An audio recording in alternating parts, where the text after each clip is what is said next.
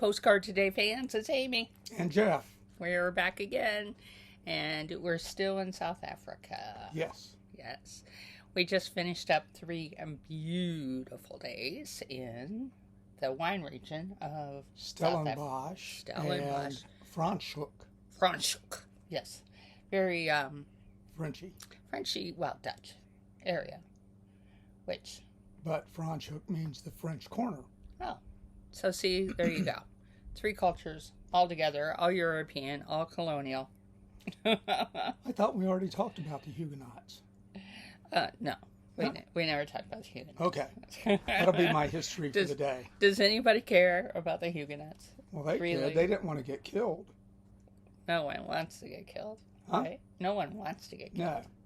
But when you have the church persecuting you, tracking you down and killing you if you don't reform. I guess so. So, behind us, you'll see Kruger National Park. But we're not going to talk about that today. So, you'll have to tune in for next time to hear all about our safari adventure. Yes. But we want to catch you up on our wine adventures before we get to that. So, yes. So, we had a wonderful guide who picked us up, and she's a winemaker. And what was her degree in? Viticulture. And enneaculture. Perfect. Yes. This young woman asked us how much we knew about wine. A lot. Asked us what our taste preferences were. Great. Specific. I told her I like the wet wine mostly. Yeah. And about grapes and things we might enjoy. Exactly. She was curating this experience for us. She was choosing which wineries to take us to and which wines that she wanted us to taste within those wineries. Yeah, it didn't follow the normal tasting script. What? This was fantastic. It was. Fantastic. So, I got her name and number in case we ever want to come back. We're friends. I'm just saying. Yeah. I'm just saying. Wine and safari trip. It could be amazing, people. Just ask Amazing Amy. Send your requests now to postcardtoday at gmail.com. But she took us to, the very first place she took us to was called Hartenberg.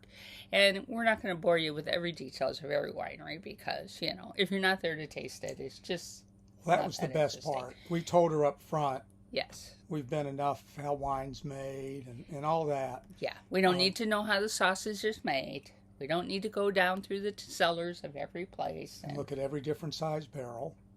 Although I did want to go see the gravity fed. We'll get to that. Okay. But, yes. So we got right to the tastings. And right away at the first winery, they brought us a glass of wine in a black glass. We couldn't see it. We couldn't see anything about it. So she was reminding us of how much of your taste profile is based on your eyes. Just the visual. So, not your smell. Exactly. And your palate, So when pressed, we had to taste it. And I struggled. I was this close to pouring it in a regular glass going, I have to see it. I have to see it. It was a Chardonnay. It was and a I Chardonnay. Said, you tricked me. I said, I don't want to drink any Chardonnay. Jeff had said that he didn't care for Chardonnay. Now, I like Chardonnay. I like all white. So, But this was a very French style. It had, and when I say old world, this is kind of old world. These absolutely vineyards go back to the mid-1600s. Well, that's something to talk about. A lot of wine places, they have very specific parameters that they have to meet, right? Now, in South Africa, they have no laws, no regions, no, ABVs. Yes, no percentage of this that has to go into that. So they are completely free range, which is quite interesting. Yeah, but they follow some basic rules. Sure. They know it tastes good. Yes. Yeah. Their champagnes are produced traditional method. They're sparkling wine. Oh, that's right. There's sparkling. They are very cooperative. They do call it sparkling wine. They not, do.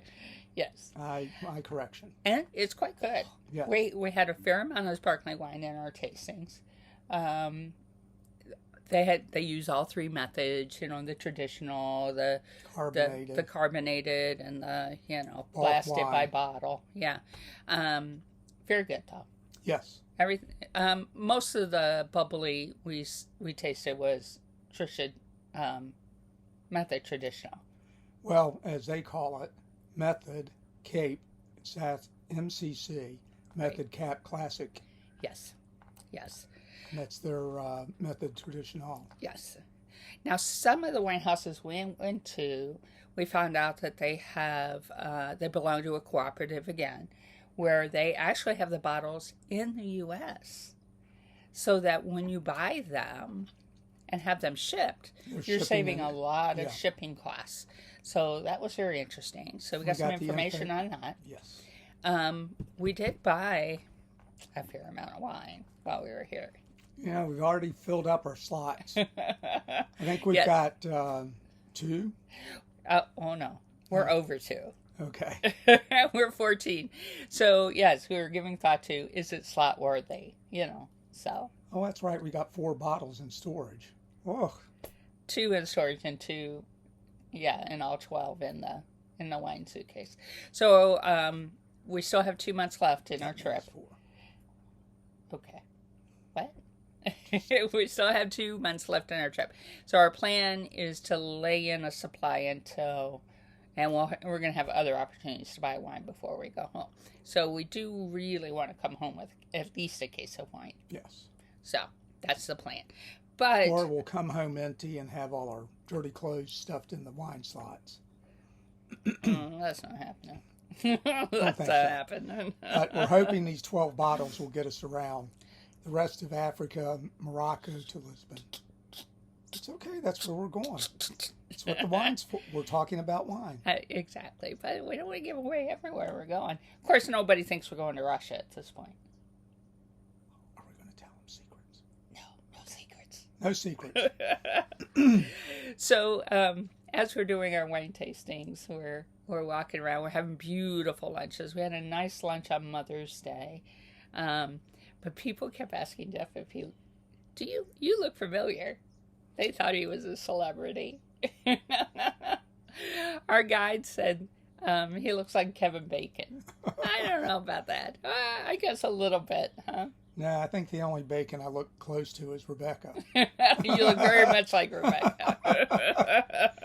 And then somebody else was, what's his name? Richard Dreyfuss. Yeah. And then one guy thought I looked a lot like one of the former presidents of South Africa. Wow. Because he had a goatee. The goatee was what was close. Yeah. So it was interesting. Now, we did go to one place that was pretty special. It was called Babylon Storen. Yes. And it was kind of a Disney World for wine, in my opinion. Okay. Why is that? You could spend the whole day there. Oh, you absolutely could. Yeah. It was an old 1600s working farm. Yeah. Now, a lot of the places where we were called wine farms, not vineyards, because they weren't dedicated just to producing wine. They were still working gardens, botanical gardens, bakers, and all this. And these farms were set up in the mid-1600s to re-provision the Dutch ships coming around the Cape of Good Hope. So they could land in Cape Town, and all these farms that were set up, sold their supplies to the ships. Yeah. And sailing for a long way, you needed to do something to your water to make it sustainable for long trips. Turning it into wine works just fine. So, yep. Putting a little alcohol with water works. Imagine that.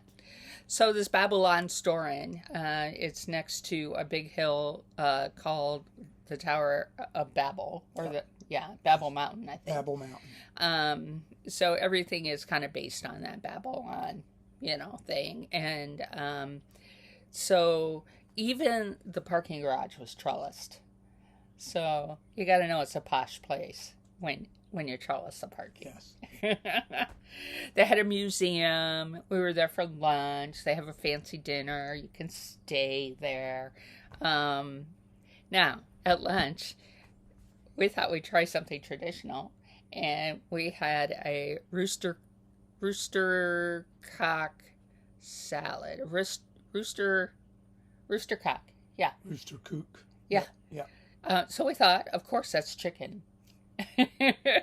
Little did we know. No chicken. It's a meat pie. No, it was a And little baked sandwich. bread. Yeah. And baked bread. Yeah. So the rooster is the roaster. Yeah. Yes. And the cock And is the the cock bread. is the bread, cooked bread. So, yeah. So we got a sandwich and a salad. Beautiful salad, though. It had beets and everything is grown right there in the property. Farm. Yeah.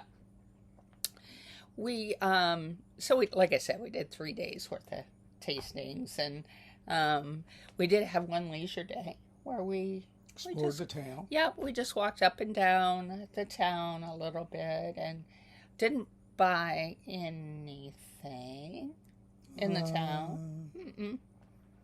Lots of cutie little things. No, we did. You bought postcards. Wow. At the stationery store. Does a postcards count, really? Because we need to buy postcards. We have to report accurately, dear. I see. So you did buy something in the town. I did. So I bought a postcard. Whose postcard going to go to today? Who's on the list? Well, our list is running short, so please, if you want a postcard, let us know. You want a second one? Yeah, you can get back on the list. Absolutely. Or we'll start picking at random. At random. I'm thinking Amanda and Tawan in Maryland need a postcard. So, yes. Sounds good. I'm followers of them, so they can follow us, and they'll be surprised to get a postcard from South Africa, I'm sure. Yes, I think so. So, one of the last wineries we went to was called Klein Constantia,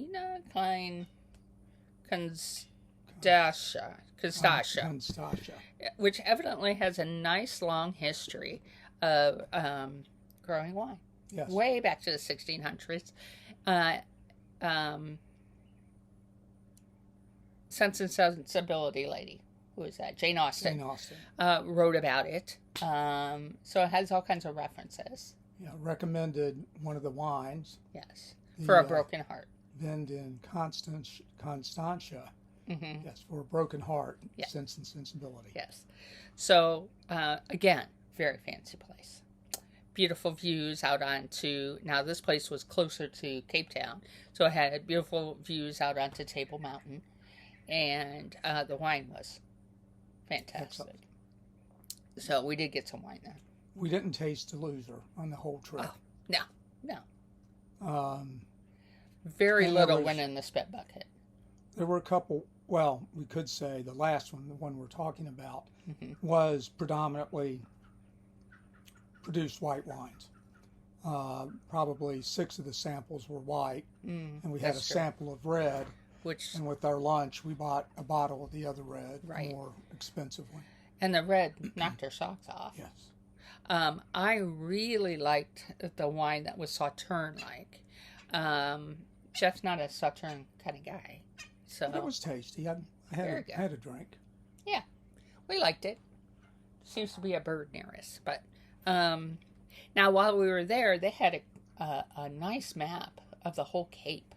And you could see all the places we'd been. So, the Cape of Good Hope, and you could see where the penguins were, and you could see where we came in on the ship, and then you could see Stellenbosch. It was kind of cool, and we really covered a lot of area in that time. Anything else you want to talk about for the wine? I know we only got 14 minutes here. We could give people a break and absolutely not have to watch forever. No, I mean we did. Boy, the modern design building was gorgeous. The one that replicated a nest and a wine barrel. That's what we had a lunch there. That was Babylon Storin, right? Nope. Or no? Nope. This is the one that was built right over the pond. Oh, oh, and we didn't talk about the organic place or there's a movement called, what is it called that? It's beyond organic. Bio Bio, dynamic. yes. Just like the one we did in France, biodynamic. Biodynamic, which is, it takes it one step beyond organic, which is a really cool movement. I think you know, you get lower yields though. So that's problematic for the winemaker. Yeah. But they're embracing a lifestyle that's completely sustainable, which is very exciting. Now, the one place we went, remember they dug out into, they were doing wine in the egg shapes like they do in Georgia. Oh, we can talk about the gravity-fed place now? Yes. Cute gravity place. It was really neat. They had a couple large tanks at the very top, which gravity fed through large pipes. And their theory was instead of using pumps and smaller hoses for connection, which can damage the wine molecules, they used larger things and then let everything go through gravity. And then they had a number of smaller stainless steel vessels on the next level, which gave them the ability to do tons of unique small batch, small block wines without having to be stuck producing one thing in large volumes. And then you go down to the final level where they do the aging and things, and they had picked up a method from Georgia where the tanks, even though they're in the basement, were in a big berm, and these eggs were set down. There was at least 12 of them. Oh, yeah. Into soil and covered with soil as extra protection. And the egg shape, somehow sort of like an egg that always keeps the yolk in the middle, this kept all the tasty stuff in suspension instead of just dropping to the bottom. So I thought that was kind of cool. Very cool. So we did actually get to taste it. I don't recall that we bought any of that, though. No. Yeah. Very cool place. Yes. Then we really should talk about the place where we stayed too. It was cute little Guest house. Yeah, and each house had its own little cottage, kind of. They were, a lot of them were attached to each other, but it had a pool. It had a rose garden. Yes. The breakfast was kind of fancy. We got like a tea service, right? Where you had the 3 plates, and we had fruit and cold cuts and cheeses. Yes. It was very European-like. Exactly. And then they also had muffins and croissants. And then, everything was beautiful about it. They took very good care of us. I really liked them. I would stay there again. Yeah. Very comfortable place. Kind of referring to our notes here. Yes. It was just a great trip. We picked up a lot of nice wine. It was relaxing. It was a good pace for us too. Maybe one day we did too much wine. You kind of one day we did 3, and we're just lost your palate, and you get a little drunk, and it's. So we stuck to 2 on the last 2 days. Yeah, it was good, and we ended the tour at the Botanical Garden in Cape Town. Yes. And we saw some pretty birds there, more guinea fowl. I always love the guinea fowl. Yes, you do. And birds of paradise. Which are plants, not real birds. Yes. Okay. And the national flower of South Africa, we kept seeing everywhere. Evidently, there's lots of varieties of it. It's called the protea. Very nice. Yes, like that. It was one of the wines we had, Protea. Oh, it was, wasn't it? Imagine that. Okay. Well, that's everything about the wine. I don't want to bore you about every tasting of every place. It was dry. It was wonderful. If any of it makes it home, we'll let you know. Well, but we could order it. Yes. And I would definitely order some. Hopefully we make good enough notes that we know what to order. Well, we made good notes on the second to the last because we put your little hearts next to the ones you enjoyed. Well, that sounds like the perfect method. I think so.